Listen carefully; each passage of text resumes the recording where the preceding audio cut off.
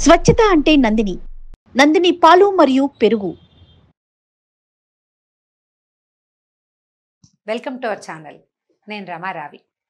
జనరల్గా మనం ఎవరింటికో వెళ్ళాం, ఎవరినో కలిసాం.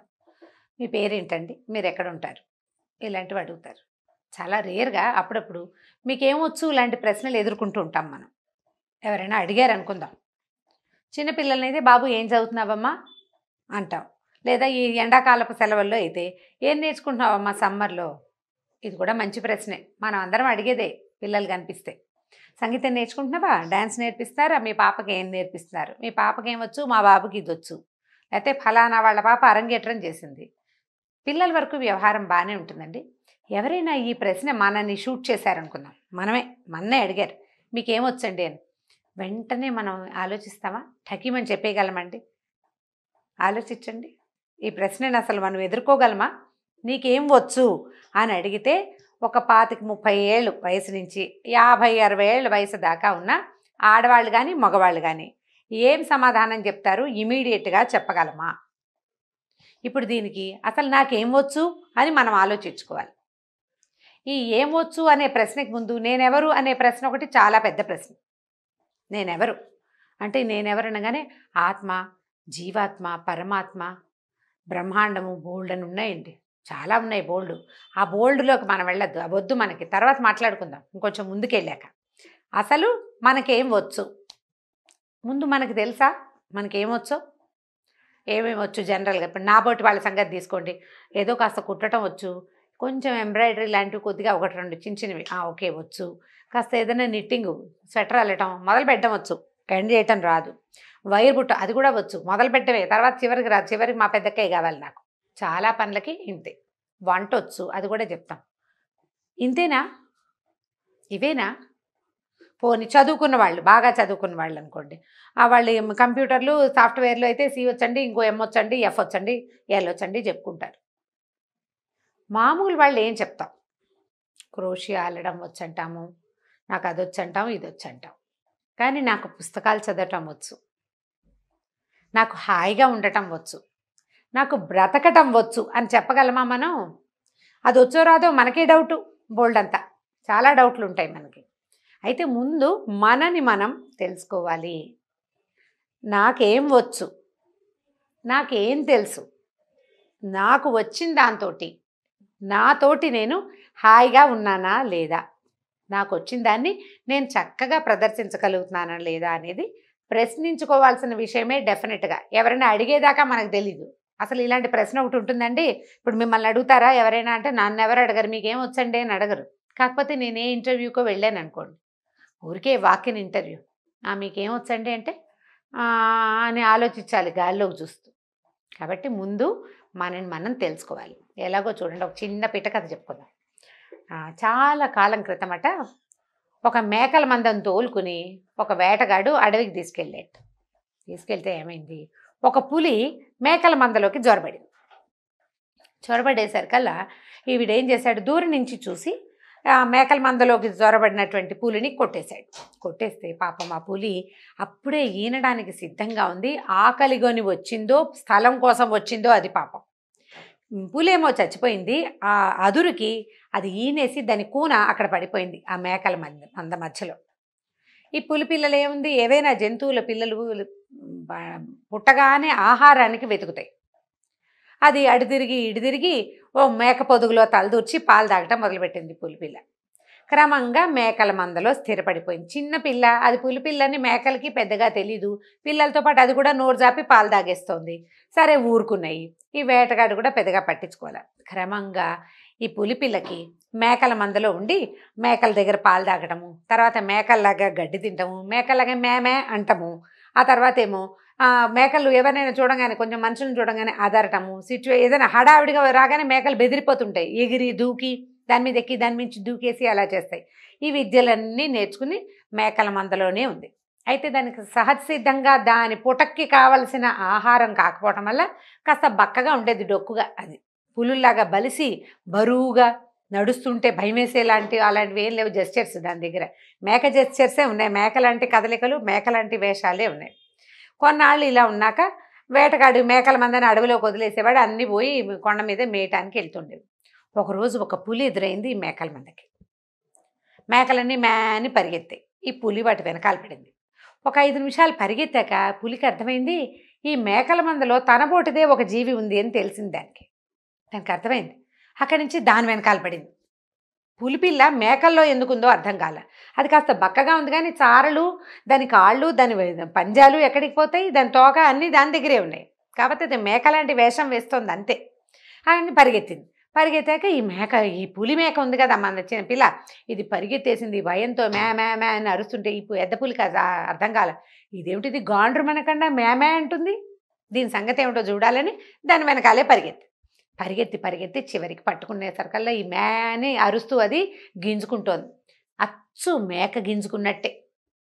అప్పుడు ఈ పులికి అర్థమైంది, ఓహో ఇది వీటితోటే ఉంది, అందుకే దీనికి ఇలా వచ్చిందని ఏం చేసింది, దాన్ని ఈడ్చుకుని ఒక నీళ్ళ చెరువు దగ్గరికి తీసుకెళ్ళి, ఒక చెరువుల దగ్గరికి, చెరువు గట్టు పైన నిలబడి చూస్తే ముఖాలు కనపడుతున్నాయి. పులి దాన్ని గట్టిగా 2 కాళ్ళ మధ్య ఇరికించుకుని నీళ్ళలోకి వంచి చూపించింది.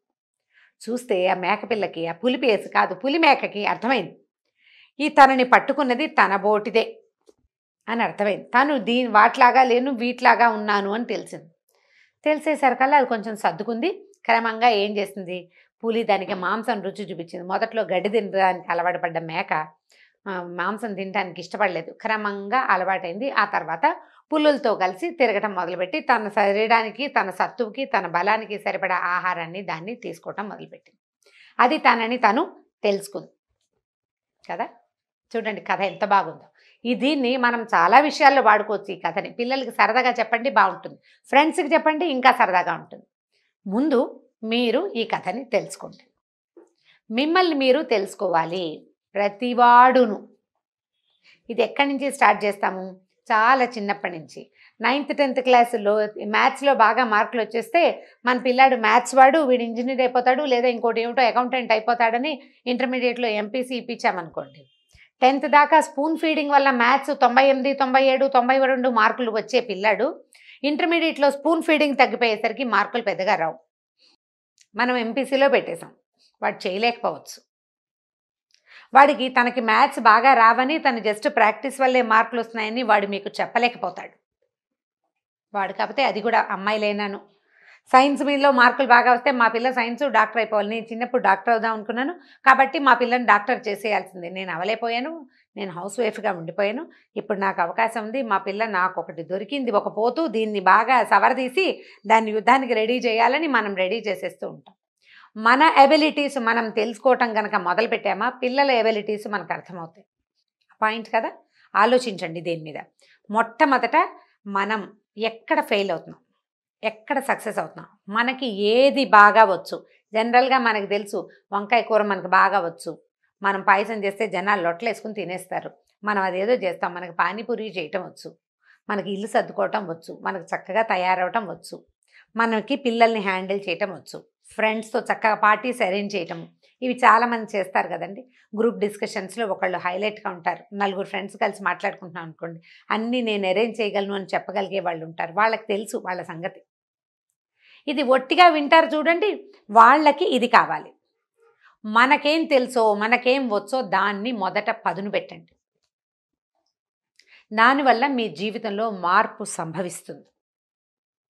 మనం మార్పుని కోరుకునేటట్టయితే ముందు మనని మనం తెలుసుకోవాలి.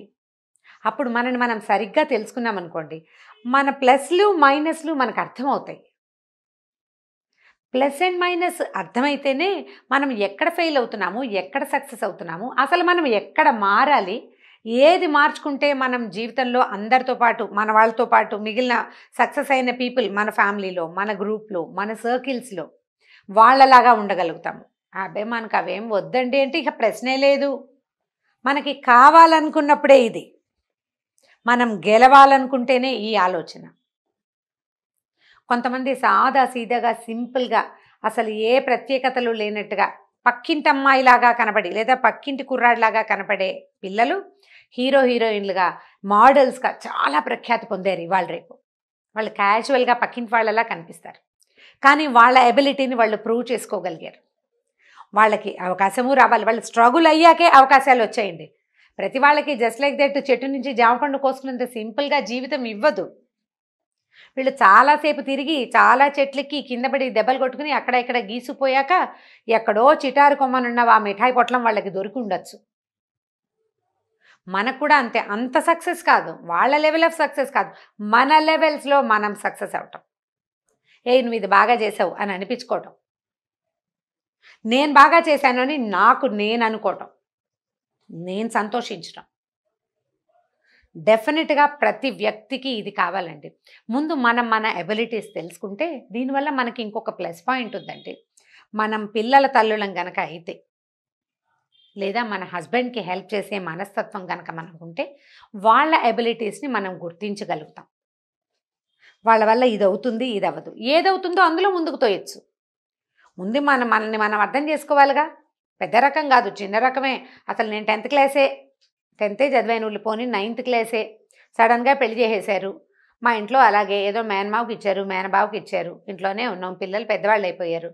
నా ఏజ్ వాళ్ళకి సెటిల్ అయిపోయి మనవలు పుట్టేసిన వాళ్ళు కూడా చాలామంది కనిపిస్తారు. ఇప్పుడు ఈ ముందుకెళ్ళిపోయాక ఈ వృద్ధాప్యంలో మనం పడే అఘోరించవలసిన అవసరం ఏం లేదండి. పిల్లలు మనవలు వచ్చేసాక మనమే ఆ వృద్ధాప్యంలో ఉండక్కర్లేదు. మన ఎబిలిటీకి పదును పెట్టుకుని మనం ఉత్సాహభరితంగా జీవితాన్ని గడపచ్చు. ఇవన్నీ మనకి ప్లస్ అవుతాయి.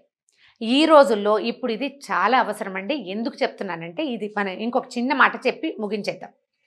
ఇవాళ రేపు సమాజం ఎలా ఉందంటే, ఎవరి జీవితం వాళ్ళది. మనం హస్తాధిపరంగా అరిచేతుల్లో పెట్టుకు పెంచి పిల్లలు పడుకుంటేనే మనం పడుకుని వాళ్ళు మెలకుగా ఉంటే మనం కూడా మెలకుగానే తెల్లార్లు కూర్చుని టీలు కాఫీలు బాన్వీటాలు అందించి చదివించిన చిట్టి చిట్టి పాపాయిలు అబ్బాయిలు కూడా పెద్దవాళ్ళు అయ్యాక వాళ్ళదైన ప్రపంచం ఏర్పడుతుంది. వాళ్ళకి మనకి బహుశా మ్యాచింగ్ కుదరకపోవచ్చు. మనం ఒంటరిగా ఉండాల్సి రావచ్చు, పిల్లలు దూరంగా ఉండొచ్చు, మనం ఒకళ్ళమే కావచ్చు. ఆ పరిస్థితులకి ఎక్కువ అవకాశం ఉందండి. ఇది ఒప్పుకుని తీరాలి ప్రతి వాళ్ళు. లేదా ఇప్పుడు మనకి రాదు, అబ్బే మా పిల్లలు అలా కాదండి, వాళ్ళు ఎక్కడుంటే నేను అక్కడికి వెళ్ళిపోతాను, ఏమిటో చెప్పుకుంటాం బోల్డ్.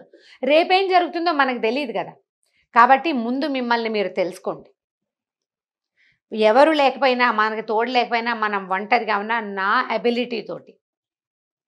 ఇందులో ఒంటరిగా ఉండలేకపోవటం అనేది కూడా చేతకంతనాలు కూడా కొంతమందికి ఉంటాయి. నేను ఒక్కదాన్ని ఉండలేను అంటుంటారు. ఒకదాన్ని ఉండగలనని నేర్చుకోండి. ఏది మనకు లేదో అది నేర్చుకోవడానికి ట్రై చేయటం, ఏది మనకుందో దాన్ని బాగా పదును పెట్టడం, ఈ రెండిటికి ట్రై చేయండి. ఇది పూర్తిగా నా ఉద్దేశం, చిన్నపిల్లలకు కూడా అని చెప్తున్నాను అనుకోండి. మిడిల్ ఏజ్డ్ ఉమెన్కి ఇది బాగా హెల్ప్ చేస్తుందండి. ఆడ మగకి కూడా హెల్ప్ చేయొచ్చు. మరి మగవాళ్ళు ఎంతమంది దీనికి ఓటేస్తారో చూద్దాము. నా ఉద్దేశంలో ఇది చాలా ఉపయోగపడే విషయంగా భావిస్తున్నాను. దీనివల్ల మన జీవితంలో మార్పు తప్పకుండా సంభవిస్తుంది. ప్రయత్నం చేసి చూడండి. ఈ వీడియో కనుక మీకు నచ్చినట్లయితే లైక్ చేయండి, షేర్ చేయండి. మరిన్ని వీడియోస్ కోసం మా ఛానల్ని సబ్స్క్రైబ్ చేసుకోండి.